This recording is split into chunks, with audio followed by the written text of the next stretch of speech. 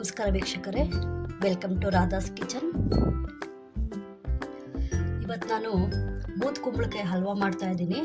ಇದನ್ನ ಕಾಶಿ ಹಲ್ವಾ ಕೂಡ ಅಂತಾರೆ.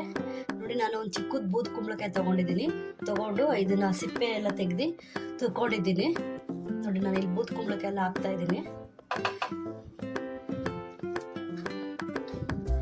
ಇದು ನೀರಿನ ಅಂಶ ಎಲ್ಲ ಚೆನ್ನಾಗಿ ಡ್ರೈ ಆಗೋವರೆಗೂ ಫ್ರೈ ಮಾಡ್ಕೊಳ್ಳೋಣ. ನೋಡಿ, ನೀರೆಲ್ಲ ಚೆನ್ನಾಗಿ ಡ್ರೈ ಆಗಿದೆ. ನೋಡಿ, ಇವಾಗ ನಾನು ಒಂದು ಬಟ್ಲಾಗಷ್ಟು ಸಕ್ಕರೆ ಹಾಕ್ತಾ ಇದ್ದೀನಿ. ನೋಡ್ಕೊಂಡು ಹಾಕೊಳ್ಳಿ, ನಿಮ್ಗೆ ಎಷ್ಟು ಸ್ವೀಟ್ ಬೇಕೋ ಅಷ್ಟು ಹಾಕ್ಕೊಳ್ಳಿ. ನೋಡಿ, ಸ್ವಲ್ಪ ತುಪ್ಪ ಹಾಕ್ಕೊತಾ ಇದ್ದೀನಿ, 1 ಸ್ಪೂನ್ ಆಗೋಷ್ಟು. ನೋಡಿ, ಇವಾಗ ಚೆನ್ನಾಗಿ ಫ್ರೈ ಆಗ್ತಾ ಇದೆ. ಸಕ್ಕರೆ ಹಾಕಿರ್ತೀವಲ್ಲ, ಅದು ಸ್ವಲ್ಪ ಡ್ರೈ ಆಗೋವರೆಗೂ ಫ್ರೈ ಮಾಡ್ಕೊಳ್ಳೋಣ ಚೆನ್ನಾಗಿ. ನೋಡಿ, ನಾನು ಏಲಕ್ಕಿ ಮತ್ತು ಸಕ್ಕರೆ ಹಾಕ್ಕೊಂಡು ಪುಡಿ ಮಾಡಿ ಇಟ್ಕೊಂಡಿದ್ದೀನಿ. ಈಗ 1 ಸ್ಪೂನ್ ಹಾಕ್ಕೊತಾ ಇದ್ದೀನಿ.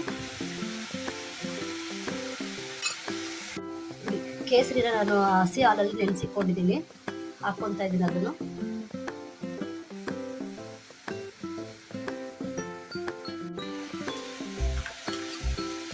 ಇನ್ನೊಂದು ಸ್ಪೂನ್ ತುಪ್ಪ ಹಾಕ್ತಾ ಇದ್ದೀನಿ.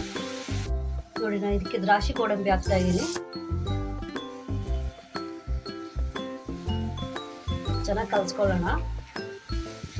ನೀವು ಬೇಕು ಅಂದರೆ ಬೇಕಾದ್ರೆ 2 ಸ್ಪೂನು ಕೋವಾ ಬೇಕಾದ್ರೆ ಹಾಕೊಬೋದು. ನಾನು ಇಲ್ಲಿ ಕೋವಾ ಹಾಕ್ತಾ ಇಲ್ಲ. ನೋಡಿ, ಇವಾಗ ಆಗಿದೆ. ನೋಡಿ, ತಳ ಅಂಟ್ಕೊಂಡಿಲ್ಲ.